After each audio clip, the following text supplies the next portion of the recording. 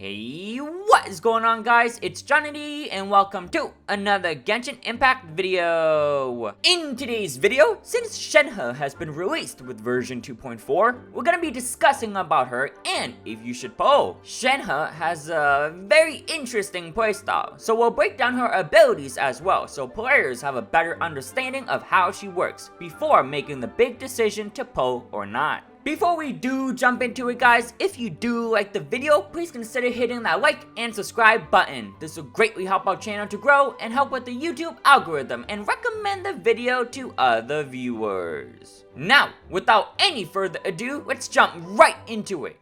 To start, Shenhe is a Cryo support character who wields the spear as a weapon. Her character ascension stat is attack percent, which works well with her support scaling. Now, already she has access to a very strong vision in the Cryo element and weapon type. One of my personal favorite elements is Cryo because it has the ability to trigger freeze to stop mobile targets in their tracks, if the enemy can be frozen of course, and reverse melt for more damage. Both reactions are very strong and will definitely help to clear the Spiral Abyss. Not to mention, but there are a couple instances for Cryo characters to just boost up their crit rate, and one of them is the Cryo Resonance. When a party consists of 2 or more Cryo characters, the Cryo Resonance will be activated, granting players with 15% more crit rate when the enemy is affected by Cryo or frozen. Now, 15% crit rate is a lot, and already it will just make building characters more flexible so long as you can maintain Cryo onto the target. In which case, players won't really find it to be an issue because the element afflicted onto the targets usually lasts around 9 to 10 seconds, so long as you do not trigger it.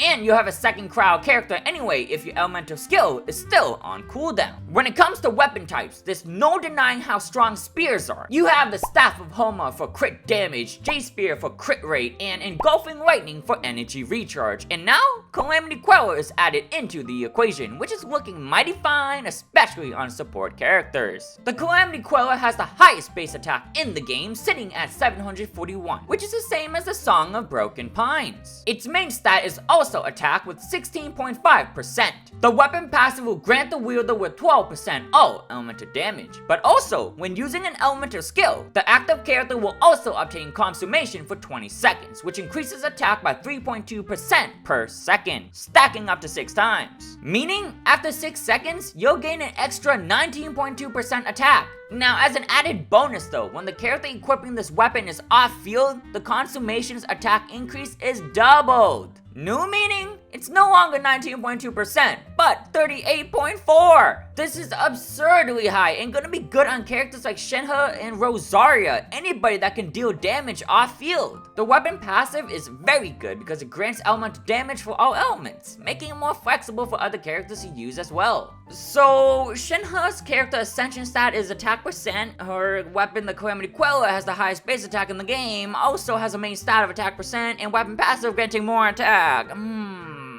Now you might be thinking, that's a lot of attack power. Does she maybe have some attack scaling in her abilities? And I would say, you are correct. Shenhe's elemental skill, Spring Spirit Summoning, has a press and hold activation. Regardless of which of the two players decide to do, it will grant the party with the Icy Quill effect. However, the animation and multiplier will be different. When you press the ability, she will dash forward and strike enemies along her path to deal cryo damage. Pretty good ability for mobility as well. Holding the ability would withdraw Shenhe backwards and deal AoE cryo damage.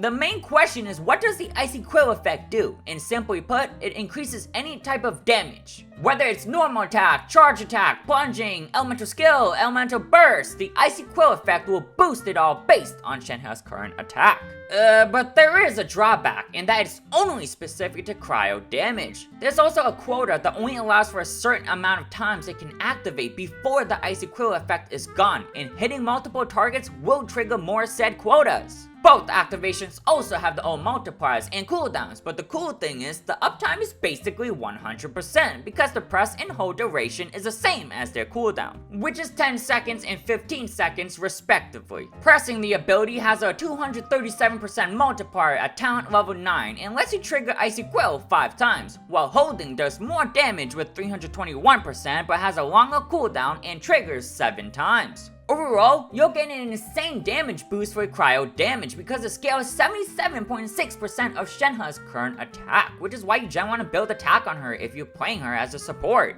Hey, Johnny, that's really great and all, but her elemental skill is specific to cryo damage, and I don't really have a cryo main DPS. Well, that's a very good point, but players will be excited to know that one of her passive talents serves as a buff for anyone, regardless of element. Let's jump straight to her passive talent because it buffs her elemental skill specifically, rather than jumping back and forth between elemental skill and burst. When you have a passive talent unlocked, Spirit Communion Seal, Shenhe will now have the added effect for her elemental skill. Pressing the ability will now buff elemental skill and elemental burst damage by 15% for 10 seconds, while holding it will boost normal, charge, and plunging attack with 15% for 15 seconds. With this passive talent, players now have access to a more flexible buff that isn't restricting to cryo. Of course, it's still better with cryo characters, but if you guys recall, her press and hold activation's duration lasts the same as their cooldown, and with this added effect, this just further improves its support capabilities. Just keep in mind that Shenhe's attack scaling is only to boost cryo damage, so if you're using her as a support for a generic party, namely her passive talent Spirit Communion Seal, then you should build her with a decent crit rate to crit damage ratio, since the passive talent isn't affected by her attack. Now finally, let's move on to her burst, Divine Maiden's Deliverance. When using her elemental burst, Shenhe will summon her talisman spirit to deal AoE cryo damage to enemies inside the radius. It will also deal cryo damage periodically as well, like Rosaria's burst, so it's a good ability to affect the enemy with cryo. Additionally, enemies' cryo and even physical resistance will be decreased by 14% at talent level 9. The duration is only 12 seconds at C0 with an energy cost of 80 and 20 second cooldown, so there will be some downtime. Woohoo! Rejoice for the resistance shred! This is great to hear because you guys know I'm a huge fan of physical damage. The option to just keep auto attacking and smashing your opponents is awesome!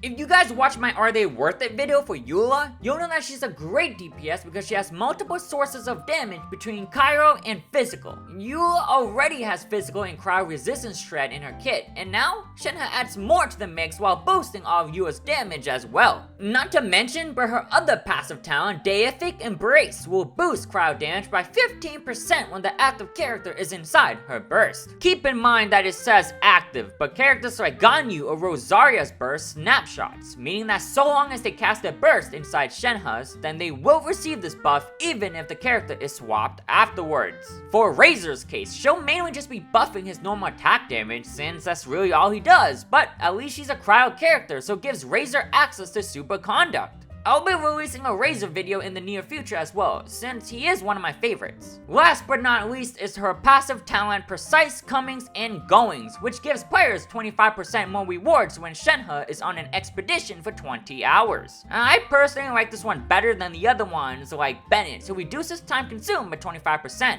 just because it sometimes makes the time different than everyone else's. Now finally comes the question. Should you pull for Shenhe? If Shenhe is one of your favorite characters, then heck yes. If you want to build a cryo team or further improve an existing one, then heck yes. Now, if you're going to be using her as a generic support because of her passive talent, Spirit Communion Seal, boosting basically all sorts of damage by 15%, then I would proceed with caution. I did do some testing and didn't really find the difference to be breaking meta news. Characters like Bennett, who can just overall boost up a character's attack while sustaining them, might just offer more for your party. Now, this isn't to say Shenhe is not a good character. Actually, I think she's very good and will be future-proof because of what she offers for the team. Shenhe is killer when it comes to supporting, especially for cryo characters, because her entire kit literally does everything for cryo. I say, she's a must-have for a cryo team, and quite honestly, might even make a mono cryo team to be insane because the Icy Quill effects quota is independent for each character. So if you run 4 cryo characters, you can have a quick swap playstyle while just boosting everyone's damage. You'll also have Cryo Resonance and will just always maintain cryo onto the enemy, meaning your entire party will basically have a free 15% crit rate. Hitting multiple targets will trigger multiple times, but for a single target, What target? Your cryo damage will just shred through any single target because the quotas will activate on that specific target. If you build Shenhe with a lot of attack, then the boost from every cryo damage will increase drastically. She's also going to be easy to build as well. Because of her attack scaling, what better way to further improve her attack than running 2-piece Gladiator and 2-piece Shimenawas? For weapons, Staff of Homa, Jade Spear, Engulfing Lightning, Calamity Queller, attack, attack, attack. All these weapons in some form or shape give attack, which makes it so she has more options for weapon choices. So if you already have one of these weapons, then you're basically set because you really can't go wrong with any of them. For 4-star options, Black Cliff Pole, crit damage and attack, deathmatch, crit rate and attack. Pretty good 4-star options as well, but I would give the winner to the Lithic Spear, which is also featured right now by the way. This weapon gives an insane amount of attack, and having high refinements might even beat out an R1 5-star weapon, depending on how many Liyue characters you have. But come on, some of the best supports are literally from Liyue. Xingqiu, Xiongling, Beidou, there's so many characters from Liyue that's just so good. If you have Ganyu, I would definitely put them on the same team because Ganyu is just so insane. Not to mention, they also have matching outfits as well. Overall, look at your team and see what you need. I personally pulled on Shenhe because of many factors, such as trying to get Yunjin, but above all, because she looks just absolutely stunning and a favorite of mine. You can never go wrong for having multiple support characters as well. There are characters like Bennett who is just absolutely insane, so you should try to capitalize on other parts of her kit and element as well to further improve team building. For example, maybe you need another Cryo character to complete Cryo Resonance for more crit rate, or need Cryo to do a specific reaction like Freeze or Superconduct. This hits 2 birds with 1 stone because then you'll gain a 15% damage boost while completing another objective with team building. Now, I know many players might be wondering and curious if she can be used as a main DPS. While her role is mainly to be a support character, I think she can 100% be a main DPS. If you pair her up with Chongyun, then no matter what you do, Shenhe is basically gonna boost her entire kit, including normal attacks because Chongyun's elemental infusion. Chongyun's passive talent will also increase normal attack speed by 8%, and C2 will reduce elemental skill and elemental burst cooldown by 15%, making him a good support character for Shenhe. Xingqiu would also be great with his team comp for Freeze. You'll already gain the Cryo Resonance for 15% crit rate, which works both on enemies affected by Cryo or Freeze. Throw in a 4-piece Blizzard Destroyer and you'll find yourself with no crit rate issues at all, so long as you can maintain it. If you run this team comp, then a Lithic Spear will further make her busted because that's already 3 characters from Liyue. Now, I don't know, throw in a Zhongli to have an indestructible shield and complete the 4-character Liyue team. You can easily just focus on crit damage and not have to worry about crit rate with all these different types of methods. If you want to use her as a physical damage dealer, then you have a couple good options because she already has a Cryo element for Superconduct. Her kit also reduces physical resistance, by the way. For team building, because characters like Raiden Shogun is arcanally busted, you'll have no issue superconducting. Raiden Shogun will also battery the entire team as well and help Shenhe maintain her burst uptime. So yes, she can become a main DPS if you choose to do so. It might not be the best or like top tier, but can definitely work to clear the spiral abyss. Alrighty guys, thank you so much for tuning in. If you did enjoy the video, be sure to smash that like and subscribe button. Don't forget to also turn that notification bell so you don't miss out on any newly released videos. I've been Johnny D, and until next time, I'll catch you guys in the next one.